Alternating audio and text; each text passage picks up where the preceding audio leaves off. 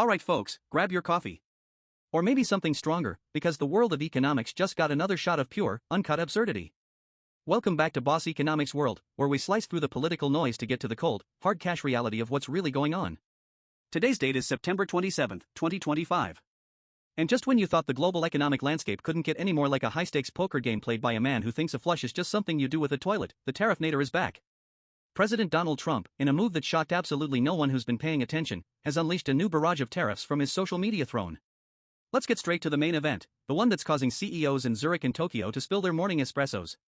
A 100% tariff on all branded or patented pharmaceuticals. 100%. That's not a tax, that's a declaration of economic war. Your imported life-saving cancer drug? Price just doubled. The blockbuster weight loss drug Ozempic that everyone's talking about? Its import cost could go from $1,000 to $2,000 overnight. But wait, there's a Trumpian twist, a get-out-of-jail-free card with $1 billion price tag. The tariff disappears if, and only if, the company is building their pharmaceutical manufacturing plant in America. Note the all-caps emphasis, straight from the presidential post. It's the economic equivalent of a mob boss telling a shopkeeper, nice little global supply chain you've got there. Be a shame if something happened to it. But hey, build a new shop on my turf, and we're all good. And it's not just pills and vials. We're seeing a 25% duty on heavy trucks, 50% on kitchen cabinets, and 30% on the couch you were thinking of buying. This isn't a surgical strike, it's carpet bombing the global supply chain.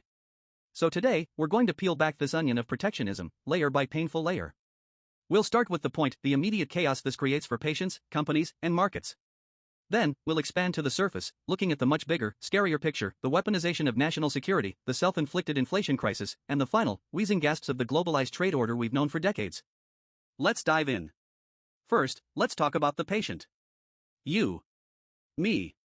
Anyone who relies on modern medicine.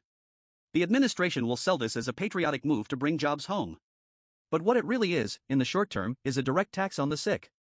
Let's get specific. The prompt mentions some of the world's best-selling drugs. Novo Nordisk's Ozempic and Wegovy, whose key ingredient is made in Denmark. Eli Lilly's rival, Mounjaro, starts its life in Ireland. Johnson & Johnson's Stelara and Darzalex come from Switzerland and Denmark.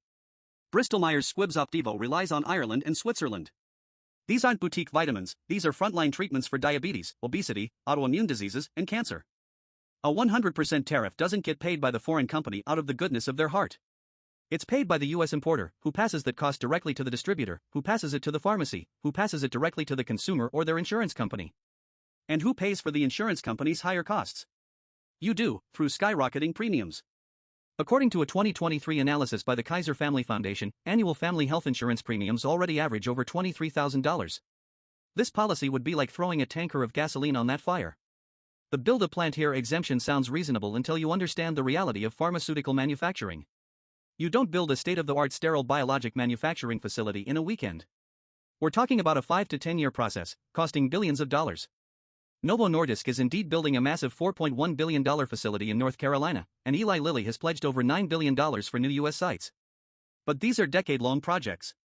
The tariff hammer falls next week. The timeline is pure political theater, designed to force immediate capitulation, not to foster long-term industrial strategy. For the corporations, it's a brutal calculation. Take a hypothetical drug that generates $10 billion in US revenue, with an import cost of, say, $3 billion. The new tariff adds another $3 billion in costs, instantly wiping out a huge chunk of profit. Do they eat that cost? Unlikely. Do they pull out of the US market? A catastrophic option for patients. Or do they accelerate a multi-billion-dollar investment in a new US plant, even if it's not economically optimal? This creates a monumental wave of uncertainty, and markets hate uncertainty more than anything. We saw European drug makers' stocks tumble on the news. This isn't just a paper loss for wealthy investors. This affects the pension funds that hold these stocks, the 401(k)s of ordinary Americans. When you use trade policy like a sledgehammer, you don't just hit your target, the shockwaves crack the foundations of the entire market. According to Bloomberg Economics, the single move on pharmaceuticals could raise the average US tariff rate by 3.3 percentage points.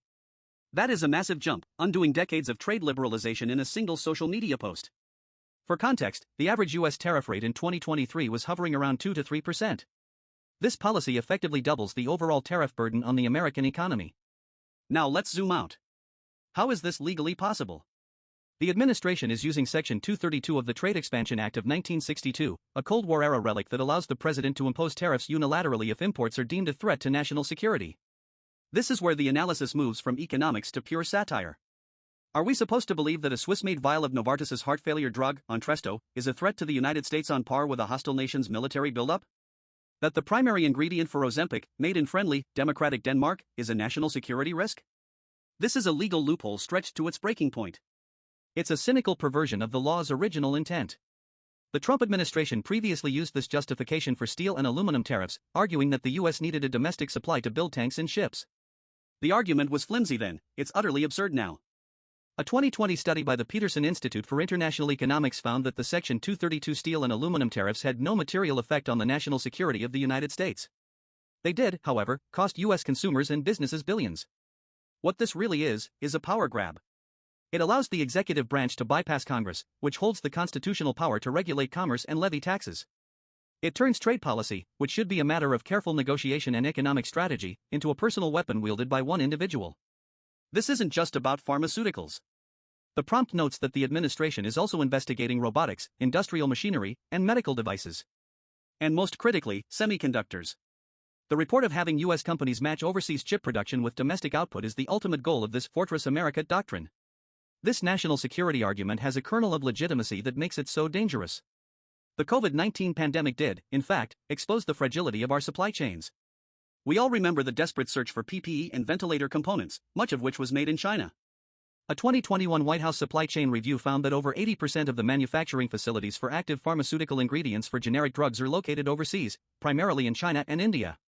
So, is supply chain resilience a legitimate goal? Absolutely. But this tariff-first approach is the equivalent of performing heart surgery with a chainsaw. A smarter approach would involve targeted subsidies, R&D tax credits, and collaborative friendshoring agreements with allies like the EU, Japan, and South Korea. This policy, instead, alienates those very allies. Switzerland, Singapore, and Ireland aren't geopolitical rivals, they are stable, reliable partners. Punishing them in the name of national security is strategically incoherent. Let's talk about the big, ugly monster in the room for the last few years, inflation. From 2022 to 2024, the Federal Reserve waged a brutal war against inflation, jacking up interest rates to their highest levels in over 2 decades. They deliberately slowed down the economy, costing people jobs and making mortgages and car loans painfully expensive, all in the name of getting inflation back to its 2% target. Now, in 2025, just as we are seeing signs of stabilization, this tariff policy comes along and acts as a massive, government-mandated price hike across multiple sectors of the economy. Tariffs are, by definition, inflationary. A study by the National Bureau of Economic Research on the 2018 tariffs found that the full incidence of the tariffs fell on domestic consumers, meaning U.S. households and firms paid the entire cost, with no reduction in the pre-tariff prices charged by foreign exporters. The cost to consumers was estimated at over $50 billion per year. Now, apply that logic to a 100% tariff on a multi-hundred billion dollar industry like pharmaceuticals. Add in 25% on trucks, which increases the cost of shipping everything. Add 50% on kitchen cabinets, driving up the cost of home renovation and construction. Add 30% on furniture, hitting household budgets directly. This is the government actively working against its own central bank. The Fed is pushing on the economic brakes, and the White House is stomping on the accelerator. What's the likely outcome? The Fed will be forced to keep interest rates higher for longer, or even raise them again, to counteract this new inflationary pressure. That means your mortgage stays at 8%, your business loan is more expensive, and the risk of tipping the economy into a recession grows significantly. This is a classic case of the right hand not knowing or not caring what the left hand is doing. It's a policy born from a political ideology that views trade as a zero-sum game of winners and losers, completely divorced from the macroeconomic reality of a complex, interconnected global economy. The irony is that in the quest to make America great again, this policy makes life measurably more expensive for the very working-class Americans it purports to help. Finally, let's zoom out to the 30,000-foot view. What does this mean for the world? For the last 75 years, the global economy has operated, however imperfectly, under a rules-based system embodied by institutions like the World Trade Organization. The core principle was non-discrimination and predictable, negotiated tariff levels. This system, for all its flaws, fueled unprecedented global growth and lifted billions out of poverty. Trump's unilateral tariff regime, first in his initial term and now supercharged in this fictional 2025, is a wrecking ball to that system. It signals that the world's largest economy no longer feels bound by the rules. It encourages a global free-for-all, a might makes right scenario where every country feels justified in erecting its own barriers to protect its own industries. We're already seeing this trend everywhere. The EU is implementing its carbon border adjustment mechanism, essentially a tariff on carbon-intensive imports. China has been pursuing its Made in China 2025 and dual circulation strategies for years, aiming for technological self-sufficiency. The US's own Inflation Reduction Act was loaded with Made in America provisions that angered allies. Trump's move is different in its sheer bluntness and aggression.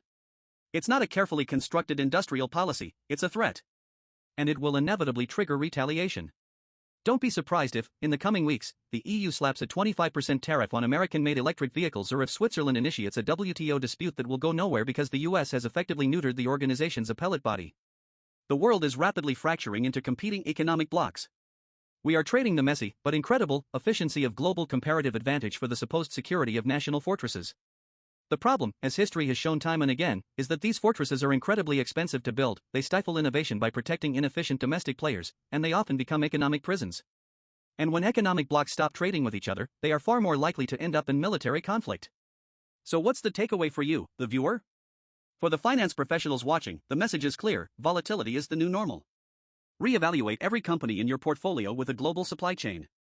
Political risk is no longer a footnote, it's the headline risk. The cost of capital is likely to stay high, and sectors reliant on imports are in for a world of pain. For the ordinary person, the impact is more direct. Your cost of living is about to go up. Your healthcare, your next car, your home renovation, all will be more expensive. The grand political promise of bringing jobs back home comes with a price tag, and you will be the one paying it at the pharmacy and the cash register. What we are witnessing is the collision of two opposing forces, the relentless economic logic of globalization versus the powerful emotional appeal of nationalism. This new policy is a doubling down on the latter.